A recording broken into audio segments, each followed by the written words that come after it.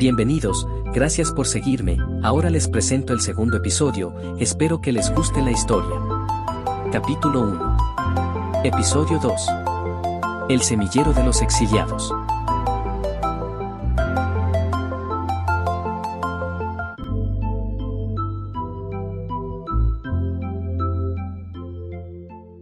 Patagonia, Argentina, 3 décadas antes del ascenso de Sion. El viento helado cortaba como cuchillos de cristal, arrastrando consigo el aroma a savia de pino y tierra reseca. Tomás Ibáñez, de 34 años, ajustó la bufanda de lana sobre su barbilla mientras salía de la Biblioteca Municipal del Bolsón, un edificio de madera centenaria, hecho de viejas vías de tren que crujía bajo el peso de historias olvidadas. Las montañas, gigantes dormidos bajo la luna llena, custodiaban su caminata solitaria hacia la finca donde vivía con sus padres.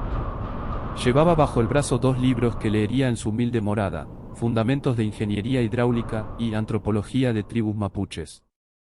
El primero, con un subrayado tricolor, el segundo, con separadores improvisados y anotaciones sobre cultivos aborígenes.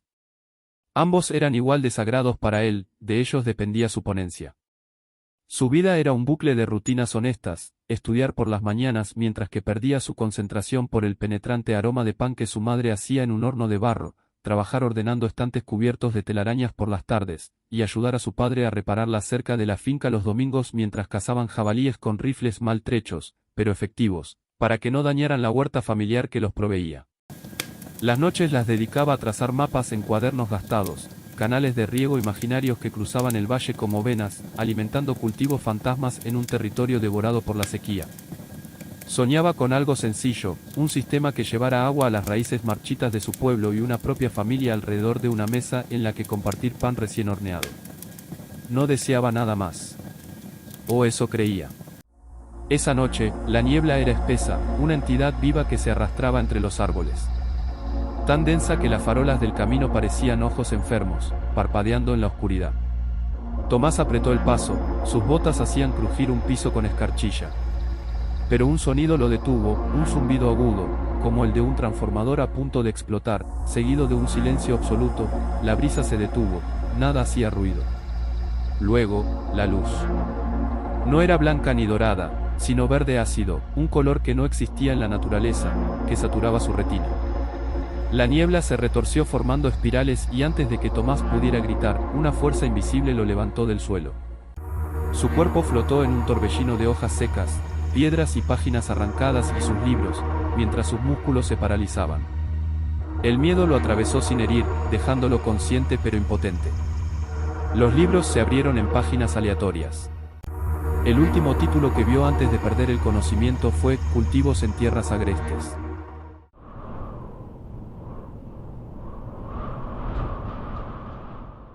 El despertar en el vientre del monstruo. El frío lo reanimó mientras su cuerpo tiritaba. No era solo frío, ese frío no era el de la Patagonia, sino de algo metálico, liso y pulido, era el piso. Tomás abrió los ojos en una habitación hexagonal, paredes de un material translúcido como si fuera vidrio que pulsaba con venas de luz azul, como nervios expuestos. No había puertas. Solo una abertura circular en el techo, por donde entraba el eco de gritos que no eran humanos, chillidos modulados, gruñidos, silbidos que helaban la sangre. Un ruido metálico como que algo pesado se arrastraba, como cuando corres un mesón retumbó en el cuarto. Tomás se incorporó, mareado, y entonces lo vio, a través de la pared transparente, un pasillo infinito repleto de jaulas de energía. Celdas hechas de campos de fuerza repulsivos, dispuestas como una colmena alienígena, donde criaturas de al menos 15 especies distintas se retorcían. Algunas golpeaban las paredes de energía azul, otras yacían en shock paralizados por ese entorno ajeno. Vio gigantes casi 2 metros con piel azulado cubierta por un gel satinado y tentáculos, cuyas lágrimas eran del color de la savia espesa. Humanoides translúcidos cuyos órganos brillaban como luciérnagas bajo una piel de cristal. Seres alados cuyas plumas se desintegraban al contacto con la estática del aire de la nave. Y más allá, en las celdas del fondo, cosas que su mente rechazaba procesar, masas palpitantes con ojos en racimos, esferas de carne suspendidas en líquido ámbar que susurraban en frecuencias que no podía interpretar. Un grupo de seres altos, de 2 metros de estatura, avanzó por el pasillo. Los grises. Sus cuerpos, cubiertos por un exoesqueleto negro, brillaban bajo togas de tela metálica color marfil. Cabezas alargadas, sin pelo, con dos ojos ovalados y profundos. Uno de ellos se detuvo frente a la jaula de Tomás.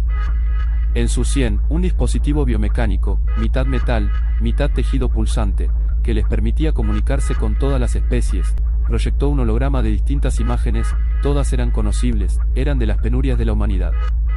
Análisis de carga biológica, Homo sapiens. Patrón de resistencia, bajo. Capacidad de adaptación, marginal. Clasificación, plaga cognitiva, dijo una voz robótica, surgida de ningún lado. El gris levantó una mano con dedos de 6 articulaciones. En su palma, un holograma mostró a la Tierra reducida a escombros humeantes, luego a Tomás envejeciendo en una celda junto a otros humanos raquíticos y esqueléticos. Experimento fallido, escupió el alienígena. La palabra fallido resonó en cada jaula, traducida en un dolor sordo que hizo gritar a las criaturas. El colapso y el primer pacto. Mientras otros grises analizaban a las especies con dispositivos que emitían pulsos de energía, Tomás observó cómo explotaban sus debilidades. A un ser cubierto de plumas las quemaban con láseres, a otro acuático lo privaban de líquido hasta que su piel se agrietaba. Eran científicos sin ética, niños con lupa sobre hormigas. De pronto, todo se sacudió tras un fuerte estruendo que hizo vibrar todo, lo sintió en sus huesos y retumbó incluso en su vientre. Tomás salió disparado contra el techo, golpeándose la cabeza. Las pantallas flotantes parpadearon en rojo. Alerta, núcleo de antimateria inestable. Abandono de carga biológica recomendado. Los grises corrieron hacia cápsulas de escape, sellándose tras puertas con símbolos geométricos.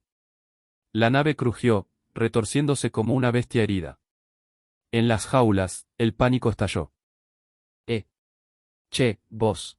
Gritó Tomás hacia la celda contigua, donde una criatura de 1 metro, piel naranja y ojos redondos como medallones de jade lo observaba. Era una biribiri, aunque él no lo sabía aún, el destino le había dado un gran giro al ponerle en la celda continua. La biribiri emitió un gruñido de un sonido muy agudo que retumbaba por todo el lugar.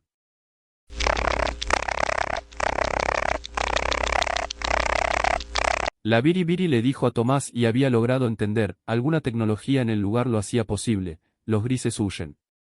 Nave colapsará. Nosotros, su voz tembló, moriremos aquí. Otra explosión sacudió la estructura. Una jaula de energía se desintegró, liberando a un ser con tentáculos que se aferró al techo, gritando en una frecuencia que sintió Tomás hasta en sus dientes.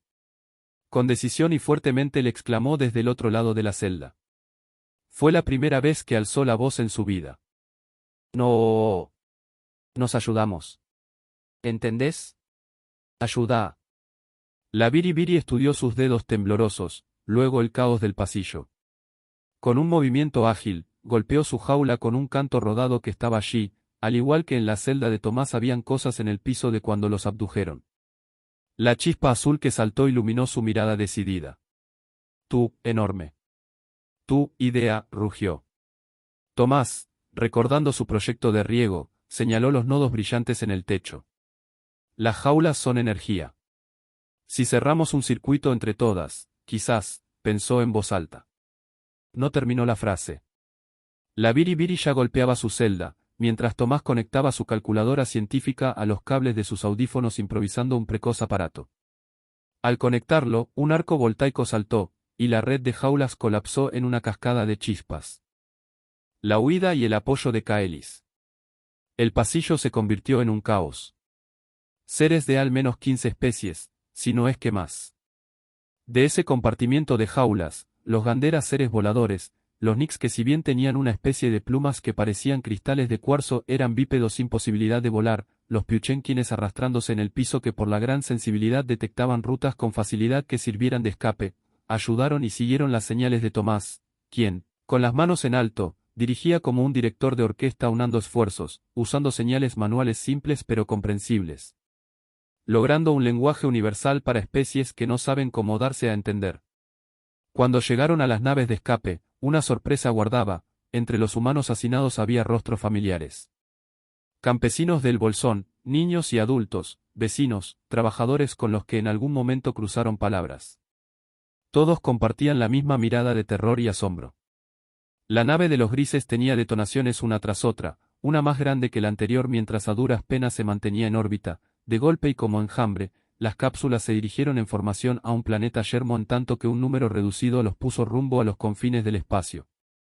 Tomás, con el brazo golpeado, observó la pantalla que mostraba un desierto surcado por un río agonizante. Era a donde se dirigían, aquel agreste mundo suspendido en el silencio del olvido.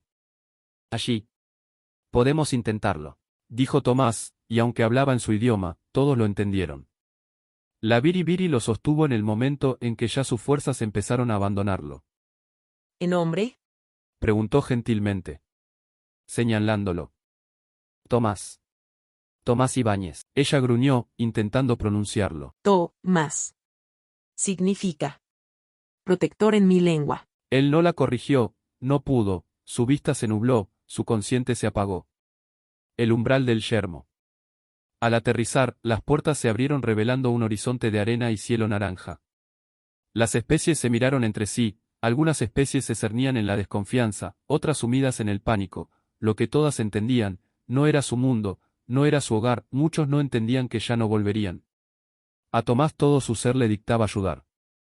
Sabía que en ese mundo las diferencias de cada especie era una herramienta, una posibilidad para sobrevivir.